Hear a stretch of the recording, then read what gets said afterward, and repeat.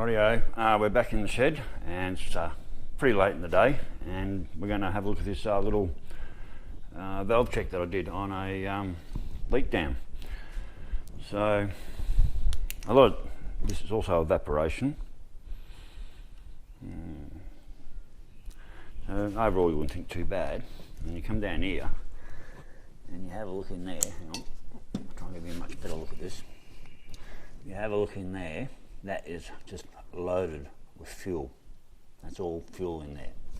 Dry.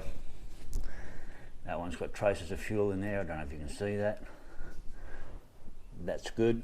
But this one is absolutely flooded. Now that's the inlet, that's the inlet valve on, I think it's the number 3, third cylinder down.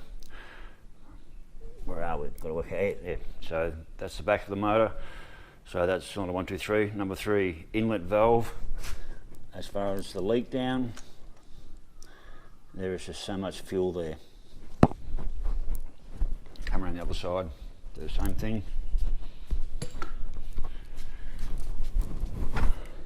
Dry, dry, dry. And I've got this tin away. So that one's leaking down as well. It's got a fair bit of fuel just there and leaking down. That one is dry. There's wet marks there, but it's basically dry. That one's dry, and that one's dry. So that's the rear exhaust. That's the rear well, it has to be this exhaust valve. So it's the rear exhaust valve. Yep. That one there. Rear exhaust valve is leaking down, and the inlet valve on this side is leaking down.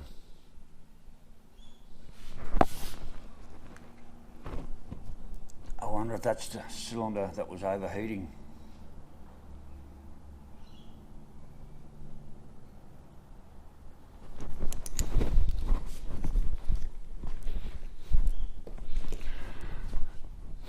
So now I come to what do I do next? You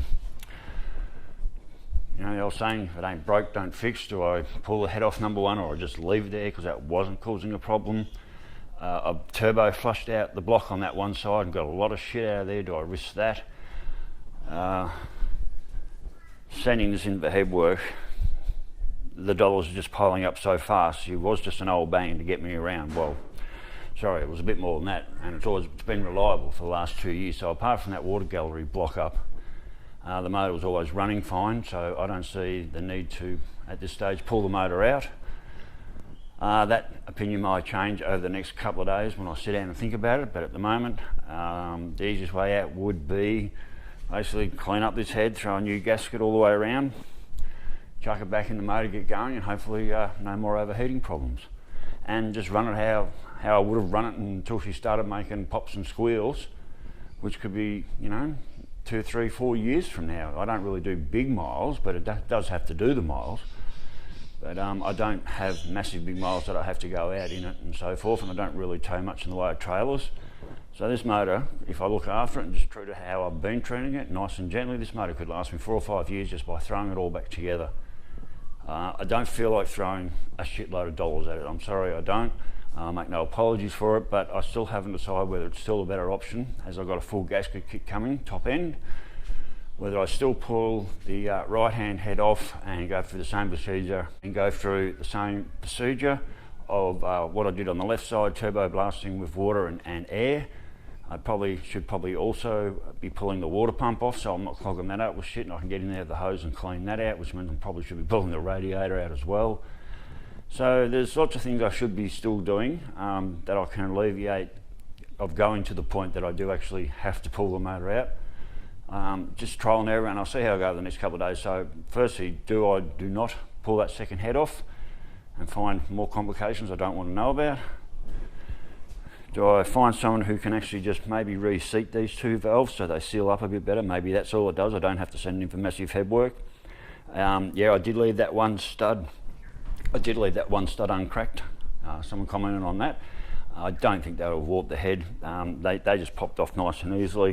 It had a good moly gasket on it, so I think that one stud I didn't crack would have made a great, and it was on the inside, so you always work, when you're lifting your heads, you always work outside to inside when you're lifting your heads, and the fact that it was one of the middle ones, I don't think it's going to cause any severe problems. Rightio, so that's a very quick rundown of where we're at.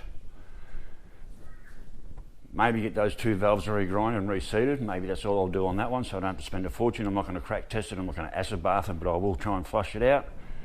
Make the decision of whether I pull the second head off, and then make the decision of whether I go any further with pulling the motor out. So, rightio, I'll catch you on the next vid, and I guess I'll probably explain more then. Later, bye.